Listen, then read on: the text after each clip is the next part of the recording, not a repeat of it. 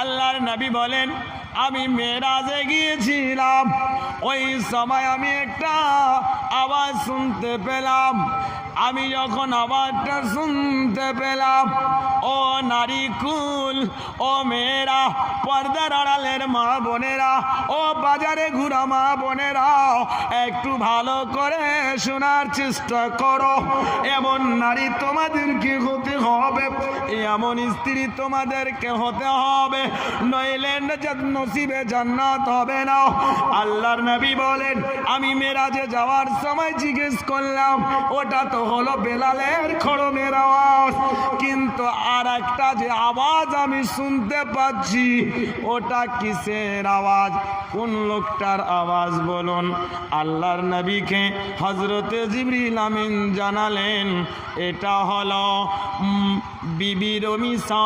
হাদিসে মুআররিখিনে এজামেরা যারা তারিখ লিপিবদ্ধ করেন ওনার নাম অনেকটি দিয়েছেন। কেউ বলে সাহেলা, কেউ বলে গোমাইসা, কেউ বলে রমিসা, কেউ বলে রমিসা।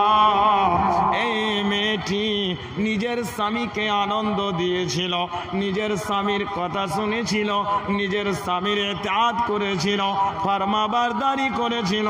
তার কারণে আল্লাহ খুশি হয়ে, আল্লাহ তার কাজে, তার কর্মে খুশি হয়ে আল্লাহ তাকে আগেই জান্নাতের সের করিয়ে দিয়েছে।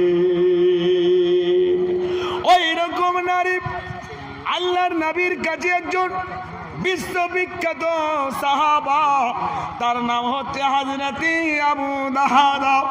হযরতে আবু দাহদা রাদিয়াল্লাহু তাআলা আনহু আল্লাহর নবীর মজলিসে ছিলেন।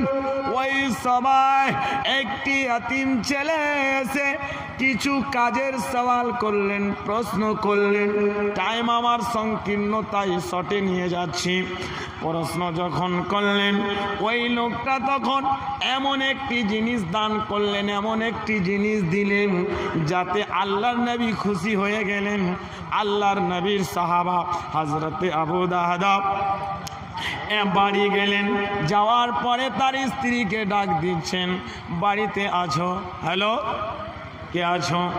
বলে আমি আর কেউ নয়, আমি আপনার স্ত্রী, আমি আপনার স্বামী হযরতে আবু দাহদা বলছি।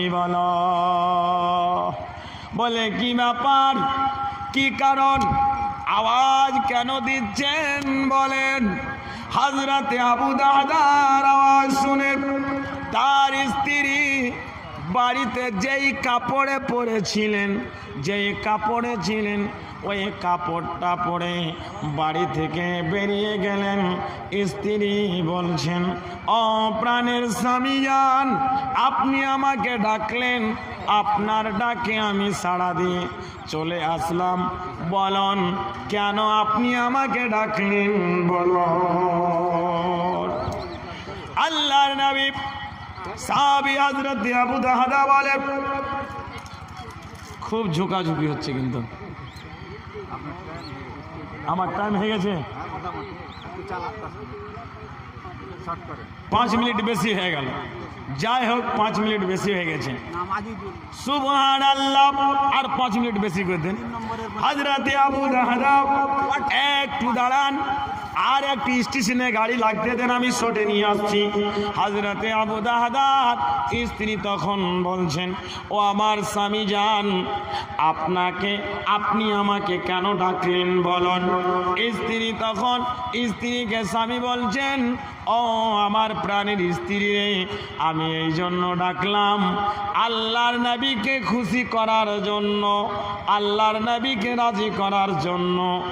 আমি আমার বাড়িটা, আমার এই বাগানগুলো এবং বাগানের ভিতরে মিঠা পানির দ্রাজে সমস্ত জিনিসগুলো আমি আল্লাহর রাহে দান করে দিয়েছি। স্ত্রী বলছে, বাহ বাহ বাহ, কত সুন্দর কাজ করেছো, কত ভালো কাজ করেছো স্বামী জান।